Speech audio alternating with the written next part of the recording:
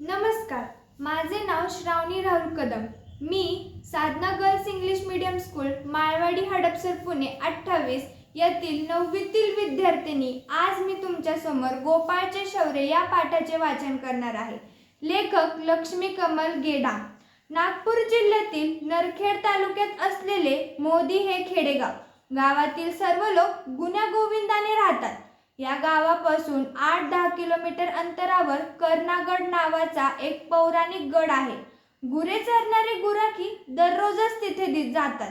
सहल काढणारे ट्रेकिंग प्रेमी हे सुद्धा आधीमध्ये तिथे जाताना दिसतात. गडाच्या पायथ्याशी मंदाकिनी नदी 12 महिने झुळझुळत असते. नदीच्या दोन्ही तीरावरील शेतीमळे 12 महिने हिरवेगार असतात. पावसाळ्यात आणि हिवाळ्यात तर हा प्रदेश पाचूचा वाटतो. उन्हाळ्यात गडावर वाळलेला पालापाचोळा दिसतो. तरीही रानमेव्याची अनेक प्रकारची झाडे तिथे मोसमी फळभराने लदबदलेली असतात.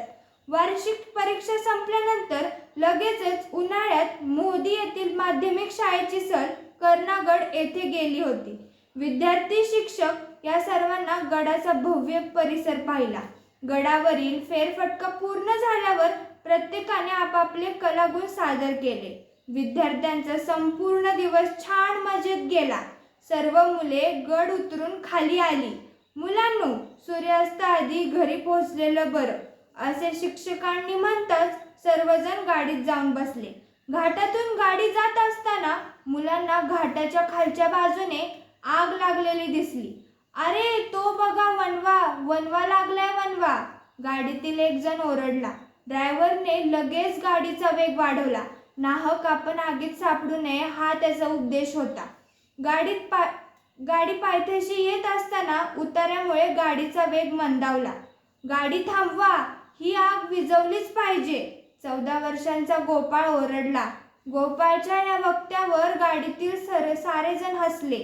अरे वेड्या, ही जंगलाची आग आपण कशी काय विझवू शकू? शिक्षक दरडावून म्हणाले. पण ते ऐकायला गोपाळ गाडीत होताच कुठे. त्याने तर लगेच गाडीतून उडी मारली होती. त्याला परत गाडीत घेण्यासाठी ड्रायव्हरला नाईलाजाने गाडी थांबवावी लागली.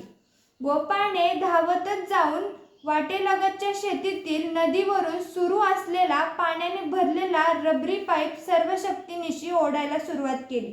साधारणपणे 2.5-3 इंच परीघ असलेला तो लांबच लांब पाईप गोपाळने आगीच्या दिशेने ओढत आणला होता. हय, आग एकट्याकडून इजणार नाहीच हे मलाही माहीत आहे, पण म्हणून काय प्रयत्नच करावं नाही का? काय सर, असं जंगलाचं आम्हा आदिवाशांचे पोसिंदे आहेत अन मायबापाले कोणी असं आगीच्या मुखी सोडून जातेत काय? बाजूला उभा असलेला गावातील एक गुराखी सरांना म्हणाला. गोपाळ गुराख्यांकडे पाहून म्हणाला, माणसं असो का जनावर, त्यांना वाचवलंच पाहिजे ना. सर्वांनी मिळून आग विझवलीच पाहिजे. हे पाहून सर्व विद्यार्थी व शिक्षक एका पाठोपाठ एक गोपाळच्या मदतीला धावले. एवढ्यात दुसरी एक गाडी गडावरून खाली उतरली. त्या गाडीतील 50चे एक गृहस्थ खाली उतरले. त्यांनी सर्व प्रकार क्षणात निहाळला आणि त्यांनी मोबाईल कानाला लावला.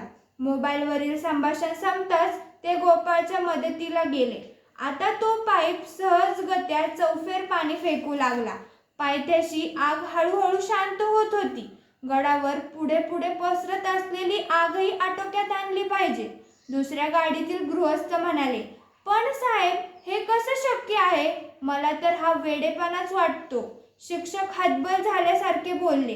त्या गृहस्थाने फोनवर अग्निशामक दलाच्या 2 गाड्यांना बोलून घेतले आहे हे सरांना सांगितले.